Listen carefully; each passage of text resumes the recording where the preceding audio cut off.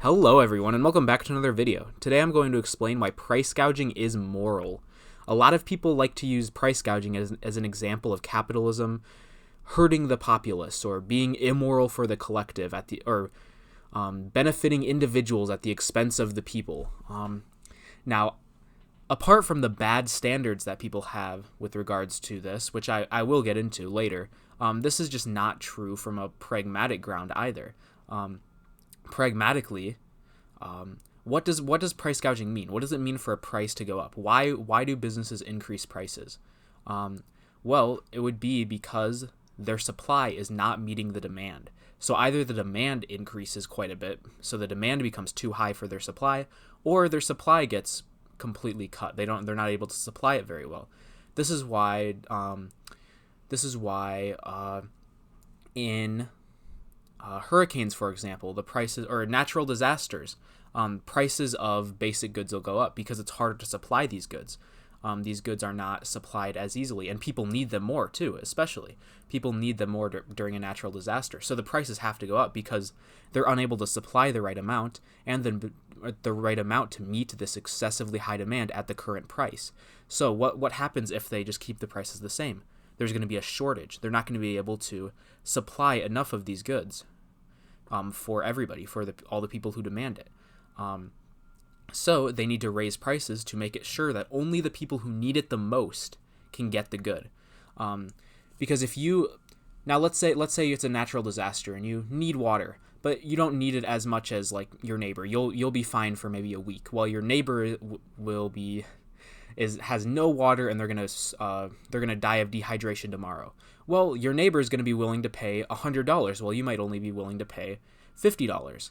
Now, let's say that they only have enough for one of you two. This will be really, really micro level.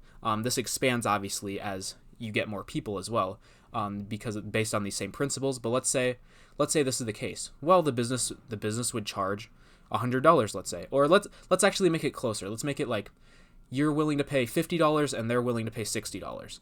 The business would make it $60 because they only have one water bottle and they need to give it to the person who's willing to pay $60. That's who demands it more, and that's how the business that's how the business is going to make a profit.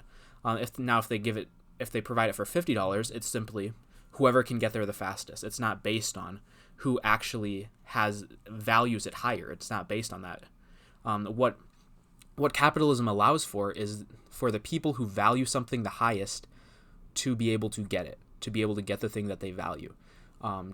So the person who values the water more highly will be able to get the water. Also, it makes it better for these businessmen too. It's good to act selfishly in these situations. It's good to try to make more money for yourself, for your family, for your own values, to achieve your own values. That's perfectly moral. The whole idea that businesses need to serve the community, serve the population, it's such a backwards idea. A business is made because the supplier wants to improve his own life by his own standards. He creates the business, and then he's basically the ideal businessman just creates a business and says, no, you need this product, buy it from me. It's not, oh, I'm creating this product to serve the population. That's not how innovation happens. That's not how anything good happens. Everything good happens by someone having their own new idea, by having their own new revolutionary idea that they feel changes the world, that they feel will make, or not even changes the world, that they feel will make them the most profit, that they feel will be the most valued by the most number of people. And then if it's true, if they're right, if they use their rational faculty correctly, they'll be able to sell a lot and they'll be able to make a profit through win-win transactions. And this is perfectly moral. It's moral for you to pursue your self-interest. This is something that a lot of people don't understand. We've had 2,000 of years of altruism in our past history. This is the dominant moral code right now, is altruism. It's the idea that in the realm of business, these businesses need to sacrifice for the community, create themselves to serve the community. No, you create your business to improve your own life. That's the standard. That is the moral standard here, is improving your own life. You have one life. You only experience your own happiness. You only have your rational faculty. There's no collective mind. There's no collective repository of happiness. There's no collective experience. None of those things exist. There's one experience, one life, one individual, one mind. It's you, the individual, and that's what matters. That's really what matters. Your happiness is all that matters. Don't listen to anybody who says that you need to sacrifice for the community, because they're usually the one who is going to end up representing the community. They're usually the one who plans on being the community later. So just live your own life. Live your own life and pursue your own happiness. And yeah, I think that's all I have to say for today. Thank you all for watching, and I hope to see you all in the next video. Peace.